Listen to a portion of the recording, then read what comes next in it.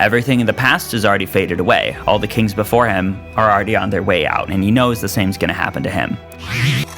Obviously, when I think about the iPhone, I just think it's a total contradiction to this verse. I mean, the iPhone is brand new. I mean, we've seen nothing like it in the history of the world. One of the things that Julius Caesar built is still there. I mean, Rome's in ruins. It's a stack of rocks. And yeah, it looks cool, and we think back and think, wow, that was cool, but it is still all gone. This is Disruption. Welcome to the Disruption Podcast, everybody. I'm your host, Alex Sikma, here with my other host, Stefan Walicord.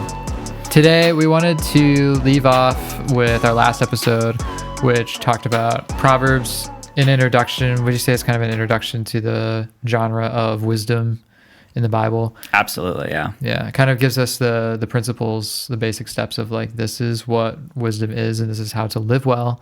But of course, as we go along in the course of life, you find that a lot of the stuff that's talked about in Proverbs doesn't actually come true in experience all of the time, but a lot of things come true. I mean, it's just a book on the observations of things that you see in life. But Ecclesiastes sometimes is, I always thought of it as kind of this is what actually happens in life often. What would you say to that? Sure, yeah. It's really fun to pivot from Proverbs to Ecclesiastes because you get kind of the two ends of wisdom literature. Mm-hmm. On the Proverbs end, you get this very idealistic, morally ideal, the kind of perfect world. This is how the world should work. And the world does work like in Proverbs and on some level. In the general gist of things, if you want to know how to live and how to live well, Proverbs is going to tell you how to do that. But there needs to be a recognition, like you were saying, that Proverbs is wisdom literature. It is character forming. And it's not necessarily a promise that for the good person, everything always turns out good and that it's always going to make sense. Because proverb, if read in a shallow way, everything makes sense. Good things happen to good, bad things happen to bad. If you roll the boulder, you're going to get hit by the boulder, Mm-hmm. If you're rolling the boulder, you're going to get hit by the boulder. If you dig a pit, you're going to fall in the pit. Bad people face punishment for bad actions. Mm-hmm. And, if you're righteous, you'll live a long life and receive treasure from God. It's not that those statements aren't true. It's just that they're pedagogically teaching you that to live in harmony with God and his world, you've got to live a certain way, and that certain good things, good blessings come from that. Mm-hmm. Ecclesiastes, being on the other side of that spectrum, serves a different purpose within wisdom literature. Ecclesiastes is reconciling the ideals of a life lived well with the reality and the frustrations and the perceived randomness and meaninglessness that you experience in your actual life. Mm-hmm. So just engaging with those two books within wisdom literature alone gives you a very rich sense of the biblical view of how the world actually is and how you, as an individual in that world, should respond to it. Mm-hmm. So I'm really glad that's the follow-up we're doing because it adds a lot of depth to the Proverbs perspective on the world. Mm-hmm. Yeah, Proverbs feels a lot like, it definitely is. You get the sense of the voice of a father teaching his son. It's kind of written for, kids or maybe people who are, it's written for us too, but. Oh yeah. But like you're saying, it's written to a student. It is written to a student who's learning. And when you teach a student, you teach them the simple principles before you teach them the exceptions. Yeah. If there's a child and you're trying to raise up that child well, the first thing you're going to tell him is people who work hard succeed. Mm-hmm. Which is true, generally speaking. People who work hard do succeed, and to succeed, generally, you do need to work hard. That's the first lesson. When he gets older and as he deals with the difficulties of life, there's probably going to come a point where he needs to be introduced to the fact that sometimes the people who work hard don't win. Mm-hmm. And sometimes the people who don't deserve it are the ones that succeed. Yeah. And when that happens, you've got to be there with more wisdom for him, or else he's going to take those initial lessons and just toss them aside, right? Yeah. And Ecclesiastes is that later lesson. It's that kind of darker, realer. It's not that it's more real, it's just more nuanced. It's more complex. It's more difficult to wrestle with. And that's kind of the theme of the book. When we talk about the book of Ecclesiastes, the first big theme that you're going to run up against is vanity or meaninglessness. I've heard the Hebrew word referred to as hevel or hebel. And this word has to do with vapor. It has to do with something that's kind of fleeting. There's impermanence, frustration, all sorts of meanings and suggestions and nuances like that bound up in that word. What that word seems to suggest to us is that life is impermanent. It's untrustworthy. It's unstable. It's frustrating. It's perplexing. It's not steady. And in those lessons, we can learn something very real about our lives and about the suffering that we will experience. So we open the book of Ecclesiastes, and the first thing that jumps out is the meaning crisis. What is that? I like that phrase a lot, actually. Let's read the opening. I'm reading from the New King James Version, so yours might open a little differently. But the words of the preacher, the son of David, king in Jerusalem. Vanity of vanities, says the preacher, vanity of vanities, all is vanity. What profit has a man from all his labor in which he toils under the sun? One generation passes away, and another generation comes, but the earth abides forever. The sun also rises, and the sun goes down and hastens to the place where it arose. The wind goes towards the south and turns around to the north. The wind whirls about continually and comes again in its circuit. All the rivers run into the sea, yet the sea is not full. To the place from which the rivers come, there they return again. All things are full of labor. Man cannot express it. The eye is not satisfied with seeing, nor the ear filled with hearing. That which has been is what will be. That which is done is what will be done, and there is nothing new under the sun. Is there anything of which it may be said, see, it is new? It has already been in the ancient times before us. There is no remembrance of the former things, nor will there be any remembrance of things that are to come by those who will come after. So in this opening poem, right away, We're talking about the New Age, right? we're talking about the New Age, yes. Reincarnation. This is about reincarnation. Everything is cyclical. See, like the river goes into the sea and things come back from the sea, and that's the biblical proof text for reincarnation. You heard it on the Disruption podcast. Tell your pastor. Those are your chakras right there. Yeah, those are your chakras. No, your chakras. But in all seriousness, the book of Ecclesiastes opens with this poem expressing the frustration of the impermanence of the world and the constant change, even though nothing really changes, the effort that is being undone, the fact that what has happened won't be remembered, everything is kind of closed by death and thrown away. You get that as the book continues. And the word he uses to describe this is this word that we get translated as vanity, right? We're back to that crisis that the preacher in the book finds himself in. And most people say that the preacher is Solomon, the son of David, and he's identified as the son of David in Ecclesiastes 1:1. This guy is experiencing his life. He's trying to live a good life. He's trying to understand life, and he finds himself unable to make sense of life because all the work he does, he has no way to tell if it's going to stay after he's gone, right? Everything in the past has already faded away. All the kings before him are already on their way out. Their names are already being forgotten, and he knows the same is going to happen to him. All the work he does will be erased by his death. He has no idea if his heir will continue his work. Mm-hmm. And he notices that even being wise doesn't stop any of that from happening. Being wise can't even save him because he's trying to be wise, and he recognizes that the same thing, this erasure, this great loss, this kind of slipping away from the world, either by death or by being forgotten or by losing everything through things that you can't control. It happens to everybody, wise or fool.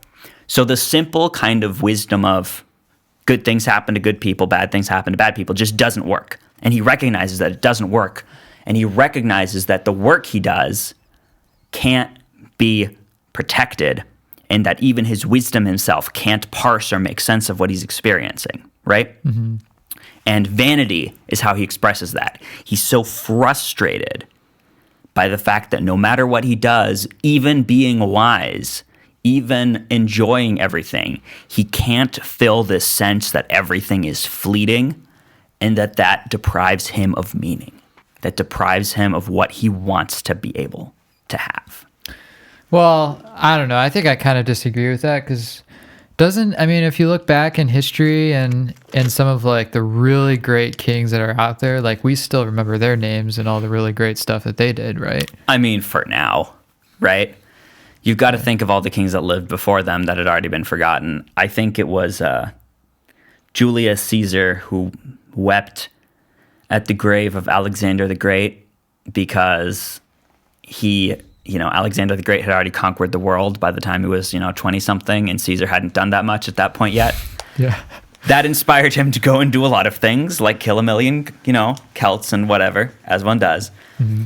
But just, averagely going about their day. Yeah, I mean, we have human historic memory, but what of the things that Julius Caesar built is still there? I mean, Rome's in ruins. It's a stack of rocks that we kind of dug up. And yeah, it looks cool, and we think back and think, wow, that was cool, but it is still all gone. Yeah. And who knows how many of those cultural memories will survive a potential next dark age. It's really not stable. Even if you can say, oh, I was remembered. Remembered for what? We judge Julius Caesar too, Yeah. He's not an unambiguously positive memory. And the things that he did accomplish, on some level, they have been destroyed. What about this verse, one of the verses over here that says, the wind blows to the south, goes around to the north, and round and round goes the wind, and in its circuits the wind returns. What has been is what will be. What has been done is what will be done. There is nothing new under the sun. Obviously, when I think about the iPhone, I just think it's a total contradiction to this verse. I mean, the iPhone is brand new. I mean, we've seen nothing like it in the history of the world. So I think, what are you going to say to that? To the existence of the iPhone, that great miracle of the 21st century. Yeah. Perhaps mankind's most stunning achievement. I mean, There's nothing like it. The hammer was brand new when they invented it the first time. The chariot was brand new when they invented it the same time. There was nothing like it before that. Right. It's the same thing over and over again. New inventions are just progressions of the same human force of creativity, and they're constantly becoming obsolete. I mean, if you waltzed around with an iPhone 1, your friends would laugh at you. This actually, great they would amazing probably thing. think it's really cool because now it's retro. Icon. Now it's retro It's again. retro. That's true. They would think that is kind of how it works, right? The typing machine is this newfangled thing, and then they have electronic keyboards, and all the typewriters are super lame, and now the hipsters are using typewriters. Oh yeah. The flared jeans are coming back.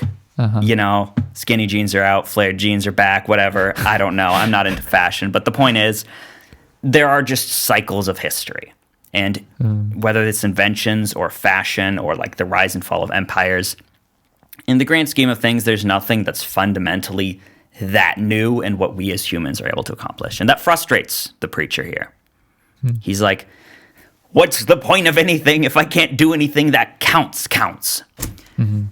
And tying into that theme is this description of under the sun. Right? So, for example, in verse 9, he says, there's nothing new under the sun. And under the sun, as a phrase, kind of sets the stage for what the stage of his frustration is. He's saying, in this world, some people have compared this to the phrase Paul uses, in this present evil age. You could say, in this fallen world. You could say, under heaven, something like that, right? Getting out the idea that this is the frustration. This vanity is the frustration inherent in this fallen world order, that it's unremovable, inextricably baked into the life that we experience on a day-to-day basis. That sense that, impermanence, the good things that we have do fade away, the things that we build do break, and that is inevitable. And so the preacher asks, what do I do with that? I am panicking. I am having a crisis. What do I do? and he tries to do a bunch of stuff and realizes this is not working. My wisdom is not working. My building projects aren't working. My attempts to satisfy myself with all the pleasures that I can have are not working. Now what? So I have a question. Did Solomon write the Ecclesiastes like from himself? Like, was this his own diary? Or is he making a character that is speaking this? The text doesn't explicitly identify the preacher as Solomon, per se, but it's fairly easy to conclude that he is. That being said, there is another writer framing the book of Ecclesiastes. The introduction is introducing the words of the preacher, the son of David, the king in Jerusalem. And then at the end of the book, the editor is saying, okay, yep, the preacher was wise and did all this stuff, and here's some concluding thoughts. So it's not necessarily directly from the preacher. It's kind of filtered through the perspective of this editor or compiler, narrator, or whoever he is. Right. And being wisdom literature, I would be very skeptical to think that it is a diary of some kind. I mean, unless you're writing like hardcore poetry in your diary on a day-to-day basis, I would be a little bit surprised. Ecclesiastes switches so quickly between poetry and prose. It's so fast to pivot between the two and to make its points that it's really hard to tell what's poetry and what's prose writing. It is very intentionally formatted like wisdom literature, so I don't think you could say that it was anything like a diary in that sense. Right. Now, what the specific connection to Solomon is, it's hard to say. There's probably scholars who take a more Solomon is being used as a character kind of perspective, where others would probably be like, no, this was directly written by Solomon. That's a perspective for scholars to debate, but is very certainly a Solomon-like figure that is being portrayed here. So how does this preacher deal with or come to start dealing with the vanity? Okay. Well, first of all, he kind of realizes the limits of his wisdom. Like I've already said, he says, okay, wisdom can't help me, but wisdom is still better than folly because at least the wise man knows what's going on. His wisdom might make him miserable, but at least he knows what's going on, right? And he kind of comes to the realization that mankind is finite. And I mean, obviously, that's an obvious statement. But there's this sort of sense mankind is finite, and there's a time for things to happen. There's a very famous poem, one of my very favorite poems in Ecclesiastes 3, where he says there's a time to be born and a time to die, a time to plant, a time to pluck what is planted, a time to kill, a time to heal, a time to break down, a time to build up, a time to weep, a time to laugh, a time to mourn, a time to dance, a time to cast away stones, a time to gather stones, a time to embrace, a time to refrain from embracing, a time to gain, a time to lose, a time to keep, a time to throw away, a time to tear, a time to sow, a time to keep silence, a time to speak, a time to hate, a time to love, a time to hate, a time of war, and a time of peace. And he's making this recognition that though time is constantly passing and nothing is stable, there is a right time for everything to happen, and that is in the hands of God and not in your hands. So on some level, he has this recognition that there's this certain relationship between the infinite God, who knows and understands everything and figures out when everything happens, and mankind, who can't understand what's happening or why it's happening or when it's going to happen, and that man has to live inside that time and understand that there is a time for everything, find his place in that time, make peace with that time, and make peace with the fact that only God is not under the sun, is not in this hevel world, right? He has to make this peace with, while in this world good and bad happens, you enjoy the good as a gift from God. The book of Ecclesiastes is not against enjoying the good gifts of God. The book of Ecclesiastes is against being rooted in this world as the fundamental good, because the fundamental good is outside of this world and doesn't change, whereas everything in this world does change. And on his watch, on God's watch, you can be at peace with the times that are changing. You can be at peace with the times where you suffer, because the times where you suffer are the times where you learn. And you can be at peace with the times that are happy, because those times are God's gift to you. And that we have eternity in our hearts. We want to understand the world. We yearn for the permanence of a better life. But only God now is the real stability. And that in this life, we can't find that stability. That is where he sort of lands. God is the only thing that's not subject to this hevel. And we are. And both in the good and the bad of that vanity, when it goes right and when it goes wrong, when we can't guess whether the good will happen to the good person or the bad will happen to the bad person, it is God's timing and the trust in God and the peace that we can have in that should really root us, even though everything dies and everything passes away. It's definitely a lot deeper than the atheist perspective mindset, where it's like, oh, everything is vanity, so you can make up your own purpose for life. Oh, yeah. Just live in the moment, and then, of course, when you die, everything is going to... I mean, they even say this, like it's even part of their metaphysics, all-encompassing reality, that the universe is one day going to implode or explode or freeze or heat up. And everything that we've done for the last, millions of years is all gone forever. And their way of making peace with it is to just kind of not think too much about it and just make up your own purpose and live for the here and now. Yeah. And it's kind of the opposite of what C.S. Lewis says. And I don't remember the exact quote, but I can paraphrase. He's like, think more. If you're a Christian, you should think more about these things. Absolutely. Don't stop thinking. What Ecclesiastes does is think very, very, very hard about the core frustrations that every human experiences. Because I love when I don't love, but it's so funny when the problem of evil is thrown up in the face of Christianity. Like, bad things happen to good people. You don't have an answer. You haven't thought about it. Like, there's 2 books in the Bible about that specific question. Yeah. That is kind of what Ecclesiastes is talking about. Why is life so frustrating? There's a whole book meditating on the fact life is frustrating, life is frustrating.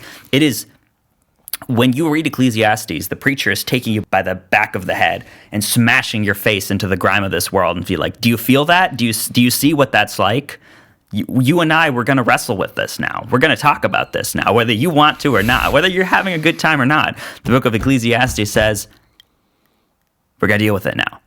Yeah. And Christians are usually kind of paraphrased as being like, oh, because we'll be in heaven one day, everything's okay, and Christians can just, ignore the world and delude themselves that there's something better on the other side. And the book of Ecclesiastes doesn't even talk about heaven. Like, the book of Ecclesiastes' comfort isn't, oh, it'll all be fantastic one day in heaven, right? Their biggest concept of heaven was just Sheol, which is just kind of a... Yeah. Sort of in between. Not really in between. But Ecclesiastes' death concept is very ambiguous. Like, you die and then that's that. Yeah. It's not that I don't think that, Jews of that era had a concept of the afterlife, but it certainly wasn't as, clear and unambiguous as what we see in the New Testament, right? I mean, in the book of Ecclesiastes, it's like people die, animals die, and then apparently nothing happens, There isn't even this sense of but in heaven you'll be happy, in heaven you'll be happy with Jesus. And it's not that Ecclesiastes is contradicting that. It's just that Ecclesiastes isn't talking about that. Ecclesiastes is talking about what happens under the sun in this world. And Ecclesiastes is saying that what is in this world matters. And the suffering of this world matters. And he wants to make sense of what happens in this world. That's the focus, right? That's what is being looked at. It takes a very long, hard look at that, but it does so with an eye to wisdom and to biblical anthropology, which, the non-Christian thinker would probably accuse the Bible of not doing seriously. And we have an entire book where that's dealt with in some of the most intense, poetic, beautiful, painful, thought that's ever been put to paper, in my opinion. So we have this idea that life is frustrating, life is vain. That's one of the big concepts. We have this other idea that we do receive good things in this life and that we have a responsibility, not just a responsibility, but the privilege to enjoy them. And that's a little bit of peace that God does give to us. People feel guilty for enjoying things in life sometimes, especially Christians. And Ecclesiastes is like, no, that's for you. That's from God, and he wants you to like it, because there's going to be things that you don't like, like suffering. And Ecclesiastes says, it's better to be in the house of mourning than in the house of celebration, because in the house of mourning, you're learning and you're thinking about what finally happens to you at the end. You're putting your life into perspective. You're thinking memento mori, remember death, right? And you're living your life in light of that. So that's the second point, that we do have a life full of good gifts from God and good work from God. Your work is also a gift. Right. Your work is also a gift, not in the sense that, you would think, one must imagine Sisyphus Happy by Albert Camus, where he says, the absurdity of life means that we can just find joy in our work and be at peace with that. Mm-hmm. Not in that sense, but in the sense that in this specific time, God has given you a work to do. And if you can sleep well at the end of the day, having done your work, that's a great gift, because it is purposeful, because it's what's been given to you in this time, and there's going to be a time after that. And that's okay. That's great. That's a blessing that you have, the work and the joy. And then also the times of mourning and the times of suffering. Those also have a purpose. You can't necessarily figure out the purpose, but you're not infinite, so it's not your job to. And that's all right. And then for the last big point, honor God. It's very interesting because the book closes with a set of poems, and in 11, verses 9 to 10, he tells the young man to rejoice in his youth, let your heart cheer you in the days of your youth, walk in the sight of your eyes, ways of your heart and in the sight of your eyes, but know that for all these God will bring you into judgment. Therefore remove sorrow from your heart and put evil from your flesh, for childhood and youth are vanity. He says, in your youth, enjoy your youth.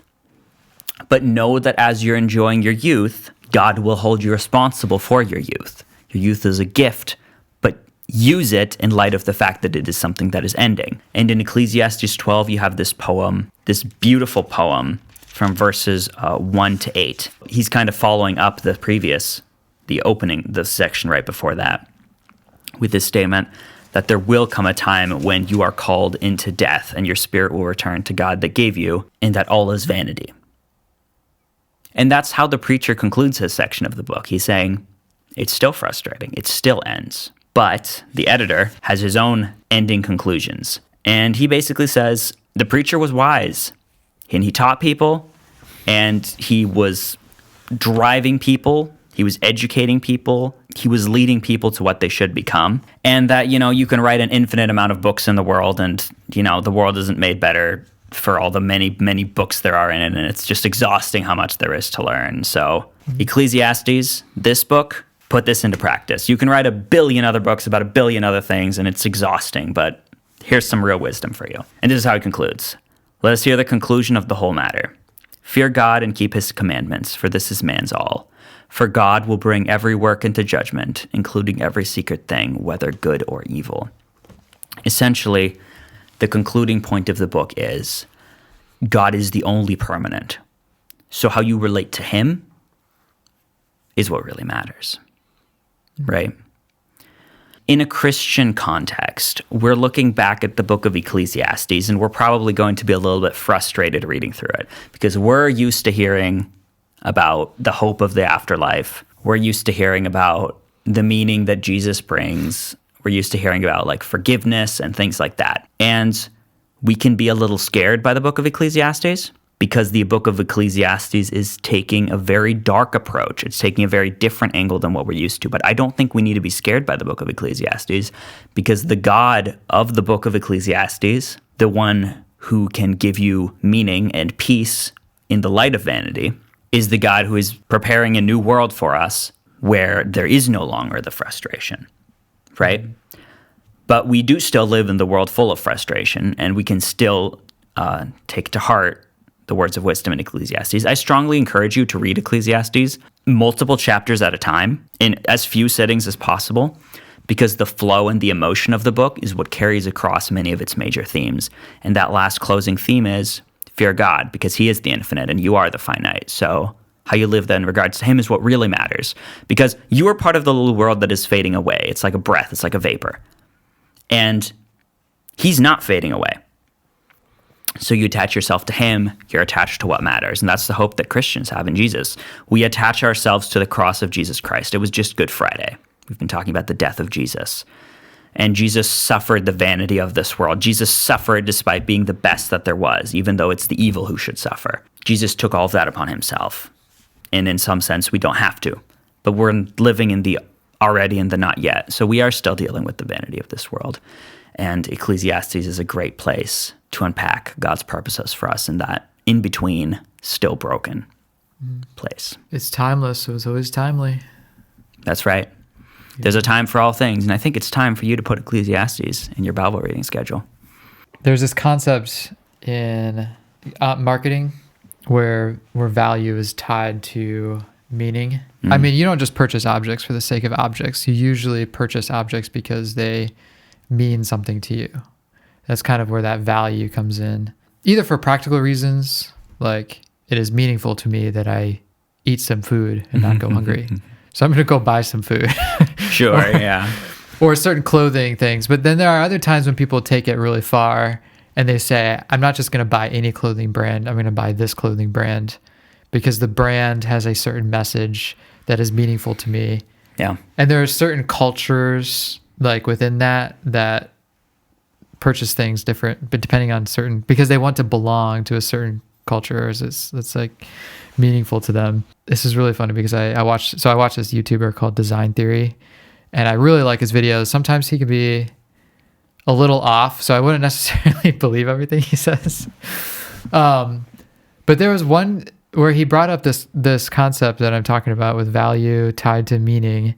He was talking about these objects that some people perceive as totally meaningless that are auctioned off for like enormous amounts of money.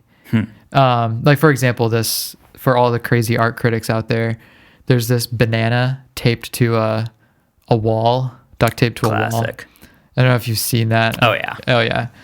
And it sold off for like, I don't know how much money, but tens of thousands of dollars. And it's like, then you get pictures of the banana afterwards and it's just like rotten and everything. Oh yeah. And you're just like, why in the world would someone auction this much money off or buy this object for such an enormous amount of money? And it had to do with like what that cultural icon meant to that specific niche at that specific time. Yeah. You're buying a piece of art history so that in this little temporary thing, this banana that's rotting away as we speak, you're buying into the meaning that had in the art world. Yeah. And so that I just think that's kind of interesting that when something becomes no longer meaningful to us, we tend to throw it away. And there's certain things that become less meaningful, less non-cultural, like it makes less and less sense to our cultural context and it becomes less valuable. But there are some things that are old that are classic. So they're still worth a lot. But then you're talking about other things of the past that no one cares about, so they're really cheap. So I just think that's kind of interesting, that whole idea of value tied to meaning. This is what atheism has failed to bring. And I think this is like, Ecclesiastes is so important for the modernist and the postmodernist and everybody that's living in the here and now, experiencing this world kind of, as you said, under the sun. But atheism has failed to bring to young people's minds this idea that their life is meaningful in any way, because their meaning is just something that they can make up for themselves, and that's all that life is to them. That their value is nothing more than you're just a clump of cells that evolved over millions and millions of years. And I think that's why the suicide, I mean, this is kind of like this is maybe my theory why suicide rates are so high right now, especially among the rich, especially among the wealthy, especially among the people who have pretty much everything going for them, is they recognize that even when you're on top, the things that you thought would give you meaning or would be valuable to you are really empty in the end. And you just grow more and more discontent the more things have. And you think that, Maslow's hierarchy of needs, if you reach the top, you really should have everything you need. Self-actualization. But you kind of still don't. We're still missing something. It's interesting you say that, because Maslow had wanted to add another level past self-actualization on the top of the pyramid. I think he called it self-transcendence. I didn't know that. Yeah. Huh. And his idea was, well, okay, you've actualized yourself into everything that you can be, but there's a sense in the needs of every person to be connected to something more than that, right? And so I think it is a need. I mean, I think it is a need that humans have. And on some level, I think it's the most critical need. It should probably really be on the base of the pyramid on some level, you know? Yeah. The need to be connected to something more than yourself. And I mean, Solomon makes this experience. He's like, hey, can I escape the frustrations of life by having everything? No, doesn't work. Do we have anything else we want to conclude with? Tell people to like, subscribe, sub, dab on the haters, whatever. Yeah, subscribe and dab on your way Dab on out. the haters. Yes.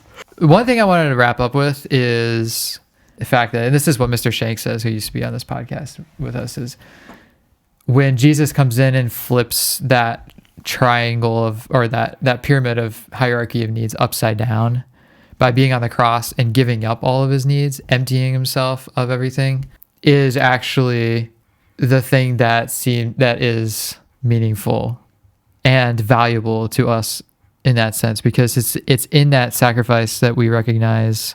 Do you see the connection I'm going with this? I'm going through this really fast, so I don't know if I'm making a great connection. You're essentially, yeah. The fact that Jesus's death on the cross is going through the vanity and the seeming pointlessness and chaos of the world, where the best of us is dying for the worst of us in a way that doesn't make sense to anybody who's watching it happen. Yeah.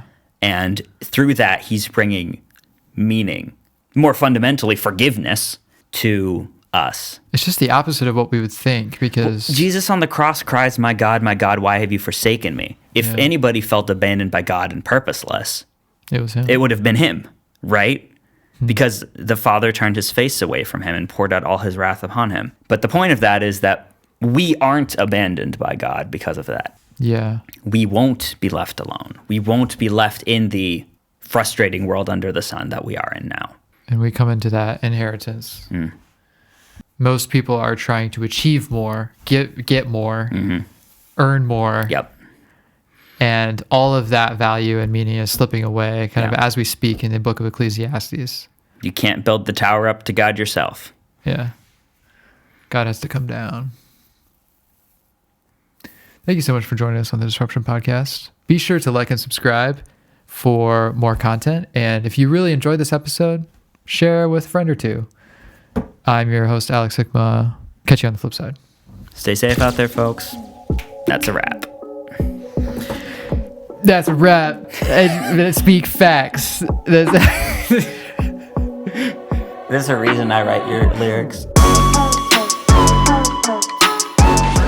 Thank you for listening to the Disruption Podcast, where we aim to disrupt culture and center Christ. If you like this episode, be sure to leave a like on this video and add a comment to add to our discussion, and subscribe so that you don't miss any of our future episodes. We'll see you on the next one.